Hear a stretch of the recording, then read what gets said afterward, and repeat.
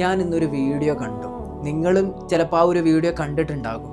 നസീമ എന്ന് പറയുന്ന ഒരു സഹോദരി ഒരു നായയുടെ വായയിൽ ഒരു എല്ലും കഷ്ണം കുടുങ്ങിയപ്പോൾ വളരെ ശ്രദ്ധാപൂർവം അവർ ആ ഒരു എല്ലും കഷ്ണം പുറത്തെടുത്ത് കൊടുക്കുകയാണ്.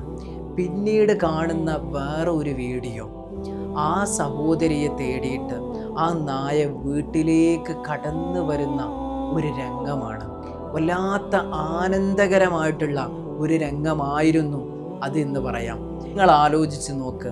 ഒരു വിഭാഗം ആളുകൾ പറയാറുണ്ട് നായയെ തൊടാൻ പാടില്ല, നായ എന്ന് പറയുന്നത് അങ്ങേയറ്റം വെറുക്കപ്പെട്ട ഒരു ജീവിയാണ് ഇസ്ലാമിൽ. അങ്ങനൊക്കെ പറഞ്ഞിട്ട് ഇവർ പറഞ്ഞു വെക്കുന്നത് എന്താണെന്നറിയോ?